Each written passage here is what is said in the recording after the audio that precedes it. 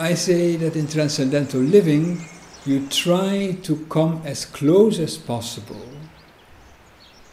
to the openness that we have discovered. To live in a way that opens yourself continuously for this transcendental nature of ourselves.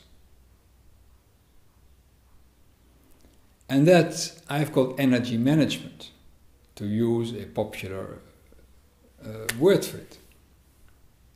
It has nothing to do with energy, of course, it's to do with life, but in order to give it a word again.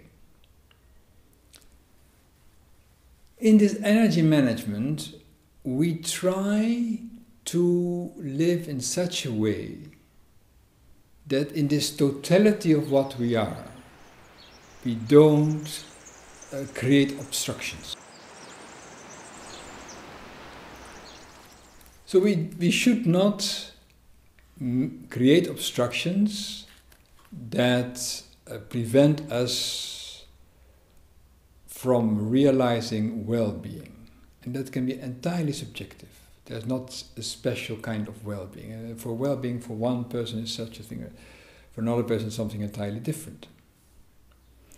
But I think that this urge for well-being is a universal aspect of life. Every creature, everything you see around you in life, in this stage of being, searches for well-being. Water flows down because it can't hold itself up. It is going into well-being. A plant grows up because it needs the sun for its well-being. In the same way, we have urges towards our well-being. But we are complex creatures. The urges to our well-being, of the urges that we feel, are not always urges to our well-being. It can be urges towards satisfaction. There's a dichotomy between the two. Because satisfaction is related to life, and therefore it's temporary. Therefore it's always changing. Therefore it's never final. Well-being is related to this totality, and therefore it's permanent. So it's like the sun at daytime, it's permanent. It can be cloudy, you can be inside a house, you can be in the earth, the sun doesn't shine, but the sun, nevertheless, it shines. So it's all a matter to open yourself for this shining sun, for well-being.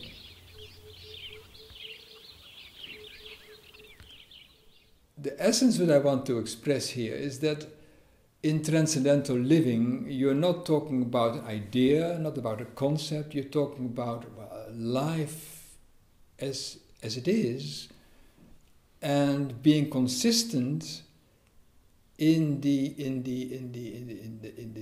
realization that we are transcendental beings. We are not this body sitting here with its wishes and this universe around it. No, we are something very, very much greater than that.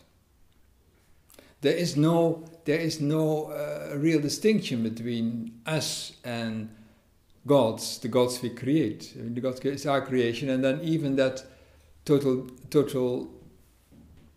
unknowableness is also part of us.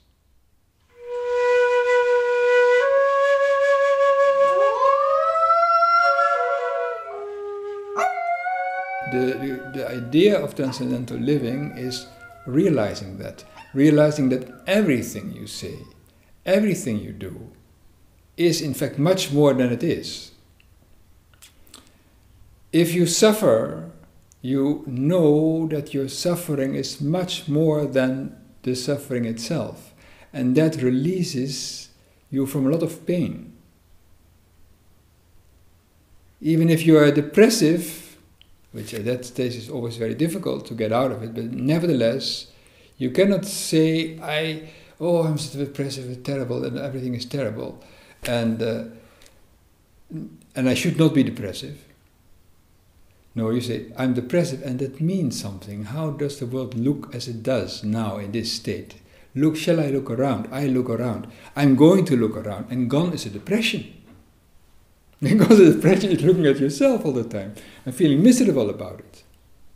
And realizing that in that depression is a much deeper reality. That releases a lot of pain.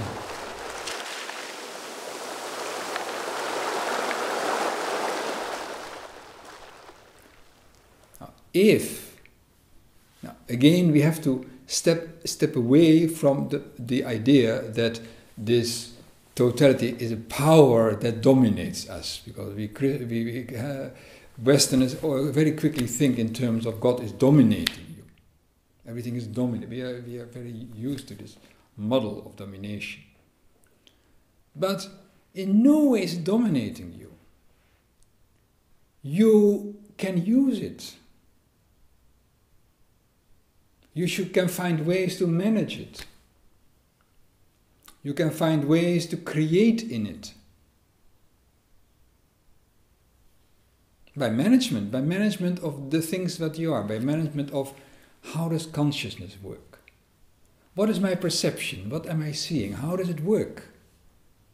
Why is this same thing one day very different from another day?